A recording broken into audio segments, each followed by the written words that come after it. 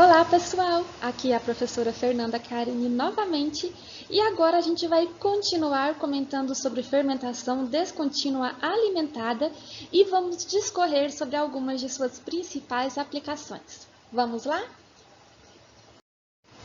Então, meninos, o uso da fermentação em batelada alimentada para os processos industriais vai ter uma vantagem muito grande, que é o fato da concentração do nosso substrato limitante, que pode ser tóxico para nossas células, pode ter efeitos repressivos e tóxicos para as células, ele pode ser mantido em um nível muito baixo. Dessa forma, a gente pode evitar esses efeitos repressivos e tóxicos que a alta concentração desse substrato limitante daria à nossa célula. Além disso, a gente pode controlar o sistema, utilizando o sistema em batelada alimentada, a gente pode controlar a taxa de crescimento dos organismos, o que vai estar relacionado com uma ampla gama de importantes propriedades fisiológicas, que pode ser, por exemplo, a formação de produto, o armazenamento intracelular, níveis de proteínas de RNA, estabilidade do plasmídio, produção de metabólicos além do comum, como o acetato e o lactato, taxa de consumo do substrato, taxa específica de consumo de oxigênio, taxa de produção de produto. E tanto o volume fixo quanto o volume variável, ele pode resultar em baixas concentrações de substrato limitante e também pode auxiliar em controlar a taxa de crescimento específico dos nossos micro-organismos. Sabe o que é mais legal? A gente pode utilizar as vazões de enchimento das dornas, diferentes vazões de enchimento das dornas, e assim controlar a concentração de substrato dentro do nosso bioreator. Isso vai fazer com que o metabolismo microbiano ele seja deslocado para uma determinada via metabólica, levando assim ao acúmulo de um produto específico, ao acúmulo daquele produto que a gente quer que realmente acumule. Então, o processo fermentativo descontínuo alimentado, ele é comumente utilizado, geralmente aplicado, quando a gente deseja um controle do processo fermentativo e um uso mais eficiente dos compostos presentes no meio. E isso é obtido a partir da alimentação do meio de cultivo. Agora a gente vai estudar algumas das finalidades para o emprego das fermentações descontínuas alimentadas. Vamos lá? A primeira aplicação que nós vamos discutir será a minimização dos efeitos do controle do metabolismo celular. Para que o micro-organismo garanta a sua sobrevivência, é necessário que ele seja eficiente e que ele não desperdice energia. Mas o que o micro-organismo vai fazer para não desperdiçar energia? Para isso, eles vão possuir os seus mecanismos regulatórios. Isso vai permitir que ele previna que não haja a superprodução de um determinado produto ou a síntese de enzimas que vão ser desnecessárias. Mas que mecanismos regulatórios um micro-organismo possui em seu metabolismo? Vocês se lembram da disciplina do componente curricular de Bioquímica e de Biotecnologia de Micro-organismos? Que mecanismos regulatórios vocês estudaram nesses componentes curriculares? Que mecanismos regulatórios vocês estudaram em engenharia genética ou em biologia molecular? Provavelmente vocês devem ter ouvido falar sobre o controle da atividade de enzimas que são pré-existentes. Por exemplo, a retroinibição, a inibição de feedback.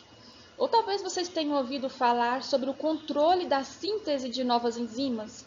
Seria o processo de repressão ou de atenuação ou de indução de enzimas. Então, a gente pode ver que um micro-organismo ele vai possuir diferentes mecanismos regulatórios. E dependendo do micro-organismo, os seus aparatos, os seus mecanismos regulatórios, eles vão ser mais ou menos sofisticados. Depende muito da situação em que ele vive, do ambiente em que ele vive. porque tudo vai depender do ambiente em que ele estará exposto, para que esses mecanismos regulatórios entrem ou não em atividade. Então, vamos comentar um pouquinho sobre cada um deles. Então, vamos começar falando rapidamente sobre a repressão catabólica. Em micro-organismos, algumas fontes de carbono que são rapidamente metabolizáveis, como a glicose, elas vão reprimir a expressão de genes que vão codificar enzimas relacionadas ao metabolismo de outras fontes de carbono. Aqui, nesse exemplo, nós vamos ter o crescimento de uma população de Escherichia coli em um meio de cultura com duas fontes de carbono, com a fonte de carbono glicose e a lactose. Então, a nossa glicose, ela vai reprimir a síntese de enzimas que vão ser responsáveis pela degradação da lactose. Então, a glicose ela vai reprimir a beta-galactosidase, impedindo assim que a lactose ela seja consumida em conjunto com a glicose. Nesse gráfico aqui, a gente consegue ver o logaritmo das células viáveis de E. coli, ao longo do tempo. Observe que as nossas células de E. coli, elas estão crescendo ao longo do tempo, mas que no início aqui da fermentação, apenas a glicose está sendo consumida.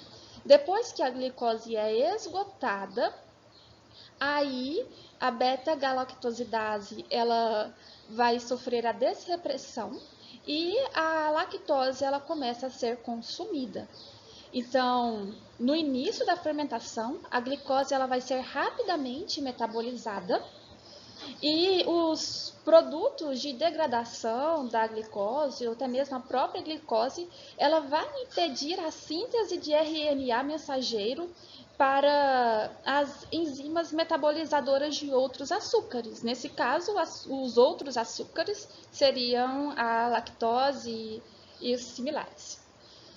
E então, ela vai reprimir, a presença de glicose no meio vai reprimir a expressão do operon da lactose. E esse operon da lactose ele só vai ser expresso quando a glicose no meio for esgotada. Esse é um exemplo clássico de repressão catabólica. Aqui nessa figura, nós vamos ter uma ilustração um pouco mais abrangente do que está acontecendo aqui. Mas nesse caso, nós temos a produtividade aqui, a atividade de beta-galactosidase, que é a da nossa enzima que a gente está querendo produzir nesse exemplo. Então, em um meio em que tem glicose e lactose, no início da fermentação vai acontecer o consumo da glicose, a glicose vai ser rapidamente metabolizada e as células elas vão crescer rapidamente. Então, quando a gente tiver uma elevada quantidade de células dentro do nosso bioreator e a quantidade de glicose ela estiver muito reduzida, ela for esgotada, aí o operon para a expressão da lactose, para a produção da lactose, ele vai ser expresso e a nossa bactéria ela vai começar a metabolizar a lactose. E a partir desse ponto aqui, em que a glicose é esgotada, começa-se então a produção de beta-galactosidase, certo? Agora que vocês entenderam como funciona esse ponto de repressão catabólica, vamos a uma situação, a um estudo de caso. Maiores velocidades de crescimento ocorrem com maiores concentrações de substrato. Só que nessas concentrações de substrato pode ocorrer o efeito da repressão catabólica. Então, o que a gente deve fazer nesses casos?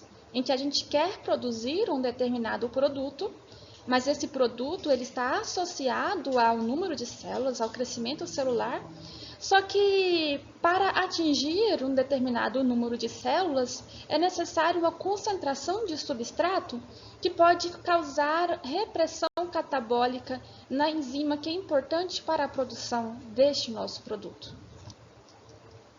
Nesse caso, nós podemos fazer um processo fermentativo em duas fases. na primeira fase, em que há uma elevada concentração de substrato. A gente sabe que com uma elevada concentração de substrato, a gente terá uma maior velocidade de crescimento e, consequentemente, a gente vai conseguir uma maior concentração de biomassa em um menor tempo, né? Então, isso é interessante. E, posteriormente, quando a gente conseguir essa concentração de biomassa, a gente reduz a concentração de substrato no meio até um nível em que vai desprimir, palavra complicada, em que vai tirar a repressão da nossa enzima e a gente vai conseguir fazer com que haja a produção da enzima ou do produto que a gente está com interesse em produzir no momento. Então, esses tipos de fermentações são interessantes quando a gente está trabalhando com um produto em que a sua produtividade ela não está associada ao crescimento microbiano. Porque nessa fase, o crescimento microbiano acontece na primeira etapa do processo e depois a produção do nosso produto já acontece na segunda etapa do processo, em que vai estar na fase de desaceleração ou na fase estacionária, e em que as velocidades de crescimento são bem menores, que a gente analisou nas aulas anteriores, e vai haver a produção do nosso produto desejado. E a gente consegue trabalhar dentro dessas condições, a gente consegue produzir o nosso produto desejado por um maior tempo trabalhando dentro dessas condições, o que seria interessante para um processo fermentativo. Muitas enzimas, principalmente aquelas envolvidas no processo catabólico, elas são sujeitas à regulação repressiva. Mas o que nós podemos fazer para superar a regulação catabólica? A gente pode utilizar a cultura por batelada alimentada, o processo fermentativo descontínuo alimentado, que nós estamos estudando no momento, em que a concentração de açúcar no meio, por exemplo, a concentração de glicose, ela vai permanecer continuamente baixa, o crescimento ele vai ser restringido e a biossíntese da enzima que a gente tem interesse ela vai ser desreprimida. Então, é uma forma de aplicação do processo descontínuo alimentado. Aqui nesse exemplo, nós temos um exemplo da produção de levedura, em que o objetivo aqui não seria a produção de etanol, mas a produção de levedura. Nesse caso, a gente pode manter o nível de açúcar do meio mais baixo possível, evitando assim que o deslocamento da nossa via metabólica para a produção de etanol, aumentando assim a eficácia da transformação da nossa fonte de carbono em células. Então, vai haver uma maior respiração celular do que uma maior fermentação alcoólica. A repressão catabólica, ela também pode influenciar na produção de metabólitos secundários. Por exemplo, a glicose ela vai ter um efeito repressor na formação de alcaloides de ergot, cefalosporina, novobiocina, idomicina, penicilina, streptomicina, bacitracina, neomicina, entre outros. E nesses casos, a utilização do processo fermentativo descontínuo alimentado ele pode ser utilizado com a finalidade de manter as concentrações de glicose baixas, a fim de utilizar essa fonte de carbono, em vez de utilizar uma fonte de carbono que não seja repressora. Então, mantendo as concentrações de glicose baixas no meio, dá para produzir esses metabólitos secundários sem ser necessário utilizar uma outra fonte de carbono. Então, em paralelo à repressão catabólica, nós temos um mecanismo chamado de regulação por indução, que também pode ser chamado de desrepressão. Mas o que acontece nesse mecanismo? Os genes que codificam a síntese de enzimas, eles geralmente estão reprimidos. E eles são desreprimidos quando eles estão em presença de um determinado substrato, que também pode ser chamado de indutor. E assim, na presença desse substrato ou desse indutor, esses genes que codificam a síntese dessa enzima, eles serão desreprimidos. Mas o que isso tem a ver com fermentação por alimentação? Fermentação por batelada alimentada?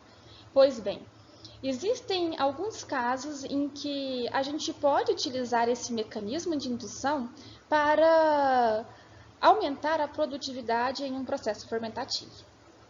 Por exemplo, a indução de proteases. Quando a protease é uma enzima que vai catalisar a quebra de algumas proteínas. E essa enzima ela é induzida em um processo fermentativo quando há uma diminuição na concentração de nitrogênio nesse processo fermentativo. Então, imagine que você quer produzir um produto recombinante qualquer, mas que você não quer que este produto recombinante ele seja degradado ao final da sua fermentação pelas proteases. A gente sabe que ao longo da fermentação, se for uma fermentação em batelada simples, a concentração de nutrientes vão diminuindo. A concentração de nitrogênio, consequentemente, também vai diminuindo ao longo da fermentação. Então, vai chegar um momento em que os genes que vão codificar a síntese da protease, eles vão ser desreprimidos. Então, eles vão ser induzidos e isso vai levar à produção de proteases e à degradação do seu produto de interesse. Então, o que a gente vai fazer para impedir que isso aconteça? A gente, ao final da fermentação, pode acrescentar mais fonte de nitrogênio. Acrescentar, por exemplo, extrato de levedura. E isso vai evitar a indução desse gene que vai sintetizar a protease, permitindo, assim, o controle da formação de proteases no nosso meio de cultivo. Outro mecanismo de regulação que a célula pode possuir é a inibição por feedback, também chamada de retroinibição. Acontece que muitas enzimas biosintéticas elas são inibidas por seus produtos finais. Observe aqui esta figura, que nós temos nesta rota que Z é o produto final e X e Y são os seus produtos intermediários. No caso da retroinibição, o excesso do produto Z dentro da célula fará com que ele provoque uma inibição na enzima responsável por converter B em X. Desta forma, vai inviabilizar toda a via de conversão de B até Z. Isso acontece porque para evitar o gasto energético na célula. Se Z já está em uma quantidade suficiente para que a célula sobreviva e realize suas atividades metabólicas, não é necessário que ela continue gastando energia com toda esta rota aqui. Então, quando o Z chega em uma quantidade suficiente, ele faz uma retroinibição, uma regulação da enzima no início da rota. Uma forma de reduzir a produção de produtos indesejáveis que vão exercer a inibição ou repressão das enzimas que vão levar à formação do produto desejado é trabalhar com mutantes auxotróficos. Provavelmente vocês já estudaram um pouquinho sobre mutantes auxotróficos em biotecnologia de micro-organismos ou em engenharia genética ou em genética mesmo. Mas esses mutantes auxotróficos, eles são mutantes nutricionais e eles vão ter essas enzimas desreguladas. Então, elas vão estar desreprimidas, elas não vão sofrer inibição por feedback. E nesses casos, para o crescimento desses tipos de micro-organismos, a gente vai precisar de alguns nutrientes específicos para garantir a sua sobrevivência mas nesses casos a gente consegue aumentar a produtividade, a produção do nosso produto final, a gente consegue aumentar a concentração dele dentro da célula por causa dessa desregulação que vai ter na nossa enzima. E o uso de micro-organismos auxotróficos é bem comum, é uma técnica muito utilizada na produção industrial de aminoácidos. Vou fazer agora com vocês uma breve revisão sobre o que são mutantes auxotróficos, caso vocês não se lembrem dessa definição. Os mutantes auxotróficos, eles serão diferentes dos mutantes prototróficos. Isso significa que eles necessitarão de fatores de crescimento como aminoácidos, purinas, pirimidinas, vitaminas para a sua nutrição.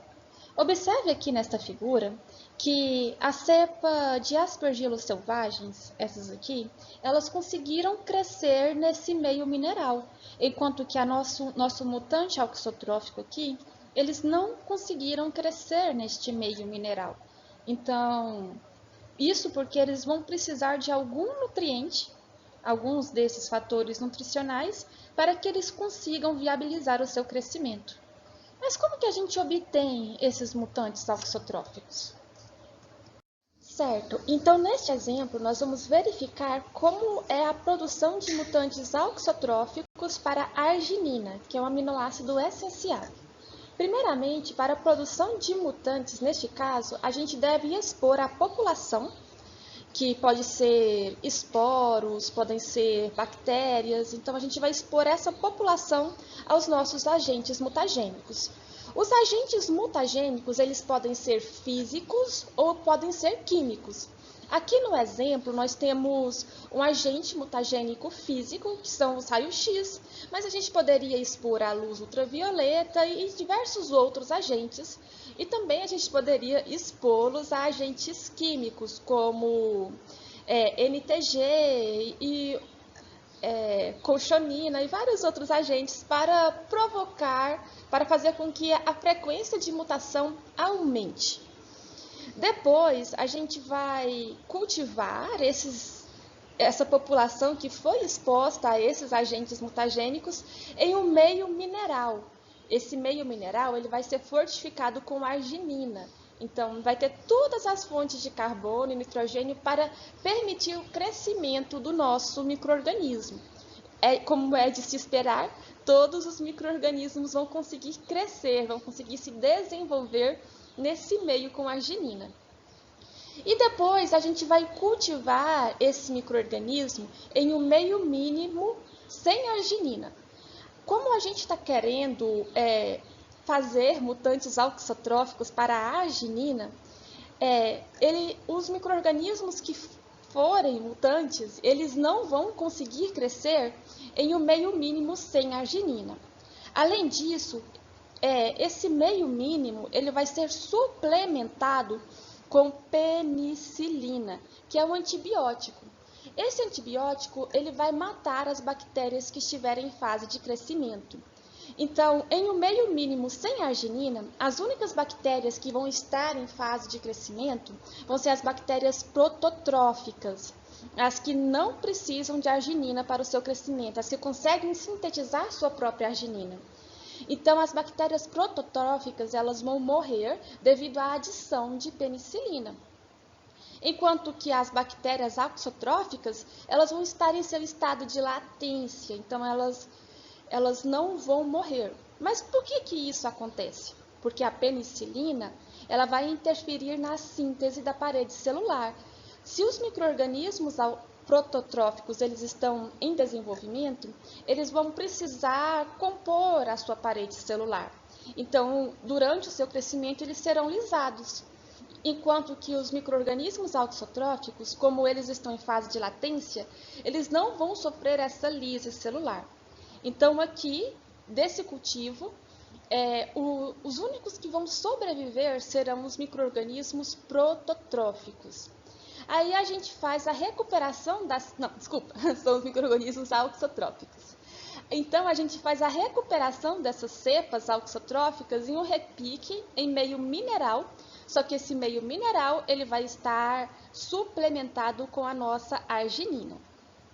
A gente pode verificar também se o nosso cultivo deu certo, transferindo o nosso micro-organismo do meio mineral suplementado para um meio sem suplementação e verificar se vai ou não haver crescimento de alguma cepa a partir daí.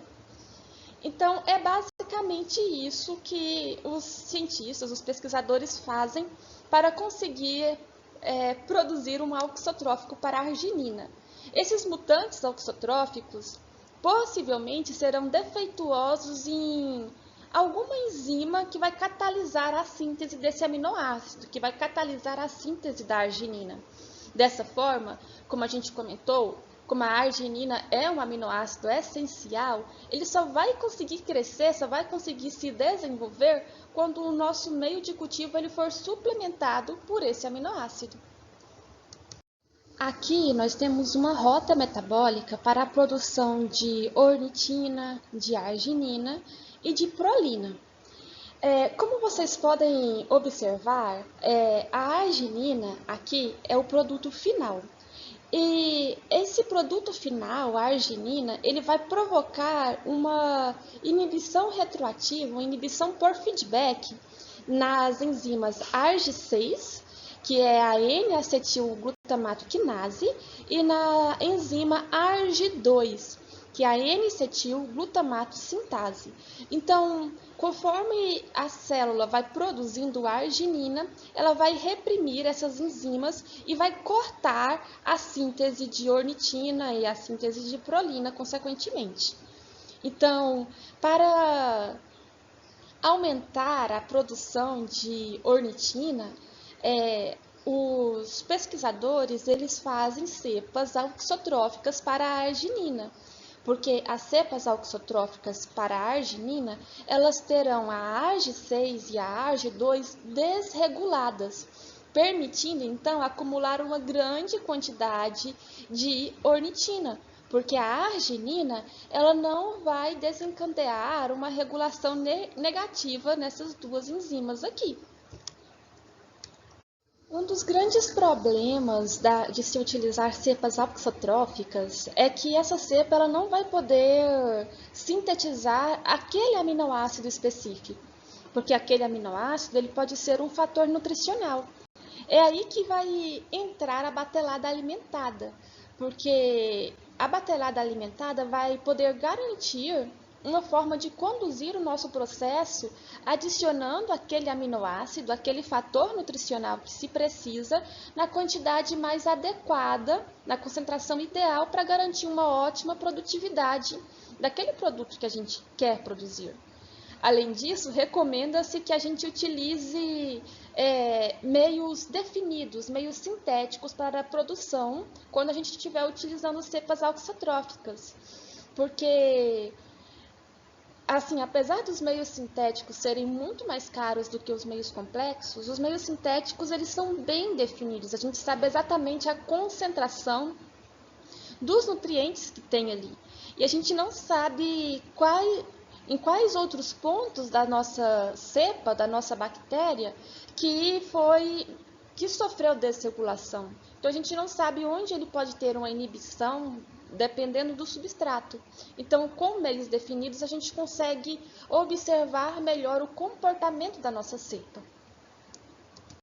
Agora, vamos para uma outra aplicação da batelada alimentada, que será a minimização da formação de produtos do metabolismo que podem ser tóxicos para a nossa célula. A produção de produtos do metabolismo que podem ser tóxicos, como lactato e amônia, é particularmente crítico em processos que a gente vai precisar da obtenção de altas densidades celulares. Mas em que processo que a gente vai precisar da obtenção de uma densidade celular muito alta? Por exemplo, um processo que a gente estiver trabalhando com micro-organismos recombinantes ou com células animais, porque nesses casos a produção do nosso produto vai ser baixa, a produtividade já vai ser muito baixa. Então, quanto mais células a gente tiver no nosso bioreator produzindo esse produto, melhor, maior vai ser o nosso rendimento final. Então, nesse caso, a gente vai ter que tentar conseguir uma alta concentração celular. E nesses casos, para atingir esse nosso objetivo, a gente vai ter que restringir a velocidade de crescimento celular. Porque a gente quer obter uma alta concentração celular, mas a gente não quer que nossas células produzam esses metabólitos tóxicos, ou que ela sofra com a produção de muito calor, ou sofra com a taxa de transferência de oxigênio, que fique sem ar. Então, nesses casos, é interessante que ela cresça bastante, mas que ela cresça em uma velocidade restrita. E como que a gente consegue restringir a velocidade de crescimento celular? A gente consegue fazer isso controlando a velocidade do nosso fornecimento de substrato. Então, a gente controla a velocidade aqui de fornecimento do substrato. A gente pode fornecer o nosso substrato em pulsos, como acontece aqui nesse exemplo. Então, o que tem aqui nesse exemplo? Aqui a gente tem um bioreator, a configuração operacional de um bioreator que é típico da batelada alimentada. Observem aqui que está tendo a alimentação e que o volume aqui está aumentando. E aqui a gente consegue ver como a concentração de células ela vai estar aumentando ao longo da nossa fermentação. Observe que o substrato ele vai sendo consumido e depois ele vai sendo reposto, ele vai sendo alimentado em pulsos. E o volume ele vai sempre aumentando ao longo da nossa fermentação. Essa fermentação aqui ela foi utilizada para cultivar uma célula animal, um transfectoma mieloide, para produzir um anticorpo monoclonal humanizado. Então, eles queriam aumentar a concentração dessa célula para a produção desse anticorpo monoclonal. Então, para isso, eles fizeram esse controle da velocidade do fornecimento do substrato. Eles forneceram esse substrato em pequenos pulsos. Quando a gente quando a gente faz a configuração do nosso bioreator dessa maneira, a gente vai estar controlando a velocidade do crescimento celular e também a gente vai estar minimizando a formação desses metabólitos tóxicos. Então, esse é o grande objetivo, uma importantíssima aplicação da batelada alimentada. E a gente vai conseguir obter uma quantidade grande de células vivas produzindo o nosso produto de interesse e também consequentemente, a gente vai aumentar a concentração do nosso produto de interesse, que nesse caso aqui do nosso exemplo, é a produção do anticorpo monoclonal humanizado. Então, pessoal, a contaminação, a mutação, a instabilidade do plasmídio são algumas dificuldades são algumas situações que são difíceis de se manter estáveis em um processo contínuo. E nesses casos, a gente vai utilizar a batelada alimentada, o processo descontínuo alimentado, com a finalidade de superar esses frequentes problemas de estabilidade no processo fermentativo contínuo. Só que a gente vai comentar mais sobre esse caso na nossa aula sobre cultura contínua, sobre o processo contínuo. Então, aqui eu só vou citar essa aplicação, mas a gente comenta mais sobre isso futuramente. Uma outra aplicação do processo descontínuo alimentado é adequar o processo fermentativo às condições operacionais. A gente sabe que, ultimamente, a produtividade aumentou muito, a necessidade de um determinado produto aumentou muito. Então, a gente tem que aumentar a capacidade daquela indústria. Então, a gente tem que aumentar o tamanho dos bioreatores, aumentar a produtividade e isso, aumentar a capacidade volumétrica daquele bioreator. E isso se tornou um problema para o nosso processo descontínuo clássico, que é o que a gente vai comentar aqui. Então, isso se tornou um problema ao nosso processo descontínuo clássico. Aí, no Brasil, o aumento da capacidade de produção de etanol, que vai ser o nosso exemplo que nós vamos utilizar, nas unidades industriais, forçou que se aumentasse a capacidade volumétrica dos bioreatores e também que se aumentasse o número dos bioreatores. Só que isso veio um problema, porque aumentando-se a capacidade volumétrica, observava-se alguns problemas que no nosso processo descontínuo clássico. Por exemplo, não era possível manter uma fermentação, manter a produtividade por causa da intensa formação de espumas que acontecia naqueles bioreatores gigantescos. Essa formação de espuma não era tão observada, não era tão significativa quando a gente estava trabalhando com dornas menores, com capacidade volumétrica menor. Só que em um bioreator grande, isso começou a se tornar um problema, sem considerar também os efeitos da inibição pelo substrato, porque a gente tinha que adicionar uma grande quantidade de substrato para acontecer a fermentação. Então, tinha também esse efeito de inibição, que agora estava muito mais visível nesse tipo de fermentação. Então, foi aí que surgiu a necessidade de adequar o nosso processo fermentativo às condições de operação, colocando a alimentação como... deixa eu tentar escrever alimentação aqui. A alimentação como parâmetro. Então, o processo descontínuo alimentado, ele surgiu para contornar esses problemas. Mas vamos focar em um problema para a gente conseguir observar melhor. Como que a batelada alimentada ela poderia contornar o problema da formação de espumas em um bioreator, por exemplo? Alguns pesquisadores, eles imaginaram a utilização de vazões decrescentes, que iria minimizar o problema de formação de espumas. A gente sabe que essas espumas elas podem ser formadas pelas proteínas, durante a fermentação, é um processo natural. Então, o que eles faziam? Eles resolveram utilizar vazões decrescentes. No início, a velocidade de adição de mosto, de adição de açúcar no início, era elevada, era alta. Só que no início da fermentação, eles teriam volumes menores de meio dentro do bioreator. E por isso a formação de espuma ela não iria ser um impedimento tão grave, porque os volumes estariam menores. E além disso, no início da fermentação, não haveria tanta geração de produtos acumulados lá dentro do meio de cultivo. Então, não haveria a inibição pelo produto no início da fermentação.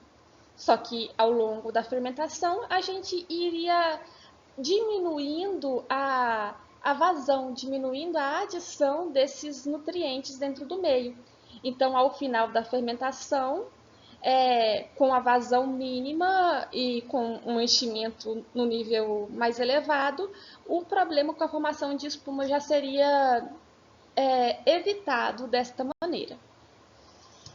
Continuando ainda com um exemplo de adequação do processo fermentativo às condições operacionais, existem processos fermentativos em que é necessário a gente adicionar nutrientes que são instáveis naquelas condições de fermentação.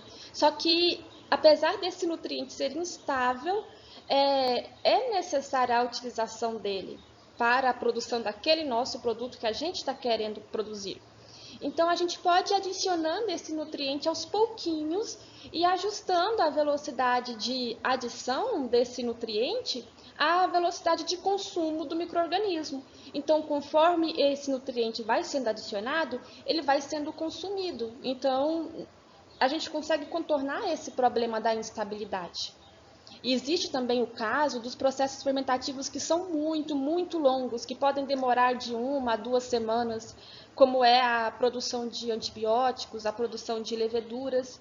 Então, a gente sabe que os processos fermentativos eles são exotérmicos, eles vão produzir calor, vai haver a evaporação de líquidos e vai haver o consumo de nutrientes. Então, a gente pode fazer essa reposição dos líquidos que foram perdidos com a evaporação, juntamente com alguns nutrientes que foram consumidos pelo micro-organismo.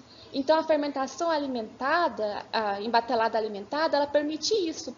A gente repor os líquidos que são perdidos em processos fermentativos que são muito longos e a gente alimentar o sistema com aqueles nutrientes que foram consumidos pelo micro-organismo. E a gente pode fazer tudo isso junto, em uma simples alimentação.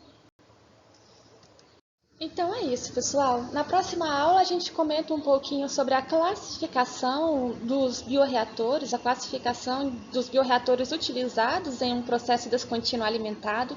Então a gente continua com o processo descontínuo alimentado na próxima aula. A gente tenta falar um pouquinho sobre cinética de fermentação, número de Dornas.